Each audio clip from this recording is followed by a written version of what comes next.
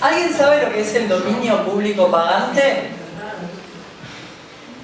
¿Alguien tiene claro qué es esto? O sea, ¿o lo ha sentido nombrar? ¿Cuántos lo han sentido nombrar? Solo sentido nombrar, no tiene por qué decirme qué es. Hoy. No, hoy no. Antes. ¿Cuántos de ustedes? Bien, ¿vos sabías de antes? ¿De mí? No puedo creer. Bien. Uruguay tiene algo que se llama dominio público pagante. ¿Ah? Se supone que los bibliotecólogos y gente que trabaja en museos e instituciones culturales deberían estar al tanto de esto. ¿Ah? La cuestión es que comúnmente no están al tanto de esto hasta que se ponen a generar proyectos que tienen que ver con preservación, por ejemplo, o algún otro tipo de proyecto de digitalización. Los que sí saben y que tienen clarísimo qué es el dominio público pagante son, por ejemplo, las personas que se dedican a hacer obras de teatro, ¿ah? Y no muchos más. Y Agado, que es el que no cobra. No muchos más, porque el dominio público pagante no se está controlando debidamente. ¿Ah? ¿Qué es el dominio público pagante? Es cuando la obra entra a dominio público, vencido el plazo, o de acuerdo a lo que vimos, por ejemplo, cuando pasan 10 años, si fue inédito, por ejemplo, o cuando el autor muere sin causavientes o herederos y cae en dominio público, sucede que igual tiene que seguir pagando por el uso de esa obra. O sea, el dominio público en la mayoría de los países del mundo implica que el uso de esa obra, reproducción, distribución, traducción, generación de una obra derivada en base a esa obra, ¿ah? Cualquier tipo de uso no generarían ningún costo por derecho de autor, porque ya no existe el derecho de autor sobre esa obra. ¿Ah? En Uruguay tenemos una particularidad, no solo en Uruguay, ¿ah? Por ejemplo en Italia, en Argentina, en Costa Rica estuvo durante 2 años y después lo derogaron. Hay varios países que han tenido diferentes tipos de dominio público pagante. ¿Qué efectos tiene el dominio público pagante? El efecto principal es el de la incertidumbre jurídica. Básicamente es, yo no sé si lo que estoy haciendo me está generando una deuda o no me está generando una deuda, si está bien o si está mal, a quién tengo que ir a pagarle. Poca gente sabe quién lo está cobrando, porque es el Estado. O sea, ¿quién es el que cobra por el usufructo y los usos de las obras? Será el Estado. ¿Ah? En vez de cobrar al autor o sus herederos, el Estado es el que puede cobrar. Y de acuerdo a nuestra ley, ¿cuánto es que podría cobrar el Estado?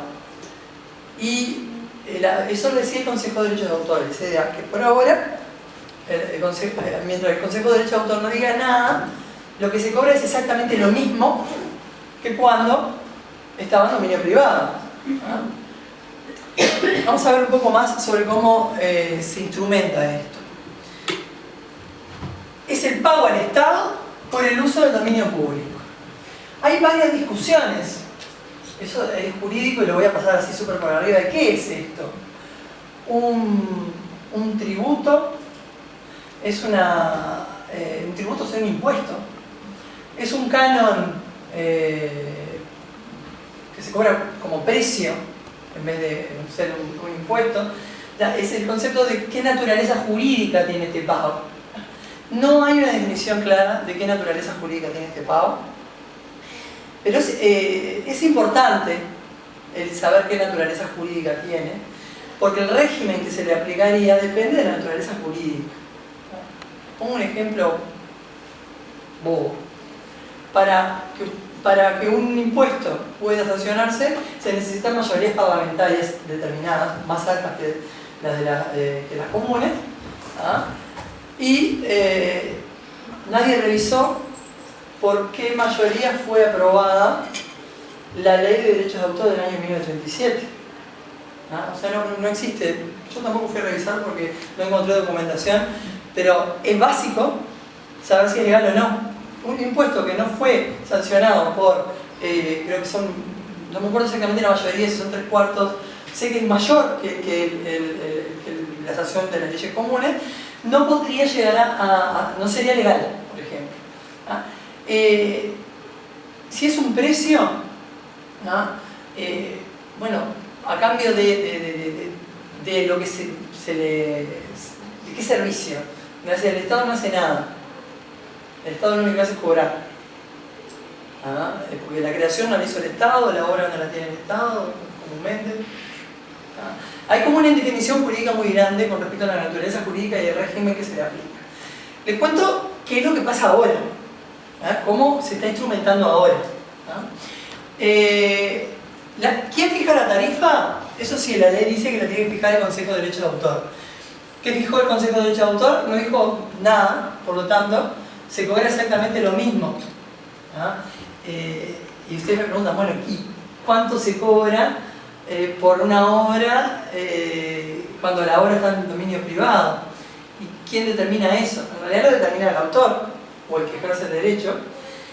Y cuando hay una gestora colectiva que está detrás, en Uruguay tenemos, y en la mayoría de los países del mundo, hay gestión colectiva de derecho de autor. ¿Ah? Entonces se fijan tasas, se fijan determinados parámetros.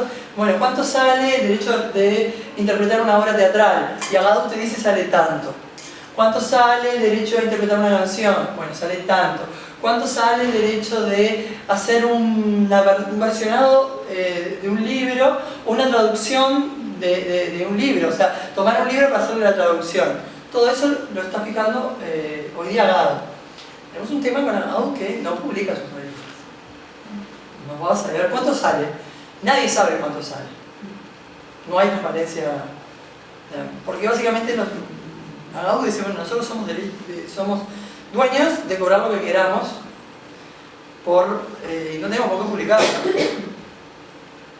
Es una cuestión de transparencia en las instituciones, y más cuando se trata de instituciones que están avaladas, además, y respaldadas por el Estado, que debería tener por lo menos su catálogo de precios publicado.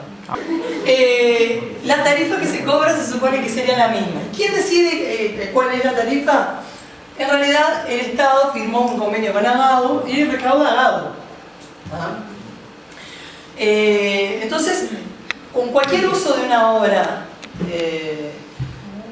a nivel nacional, se supone que no importa que se esté en dominio público o no, igual hay que pagar lo mismo igual. El efecto que tiene eso, ¿no? También es de si esto me va a generar costos, y además los costos no son mínimos, no son simbólicos, ¿no? Es mucho no o nada.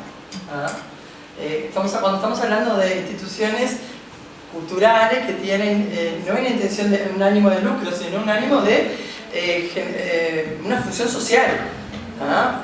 Cuando no hay un ánimo de lucro, una empresa por detrás, lo que hacemos es decir, no.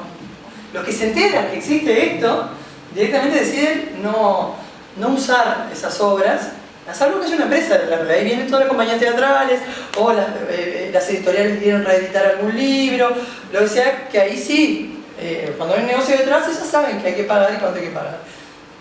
Tampoco pagan todas, pero bueno. ¿Ah?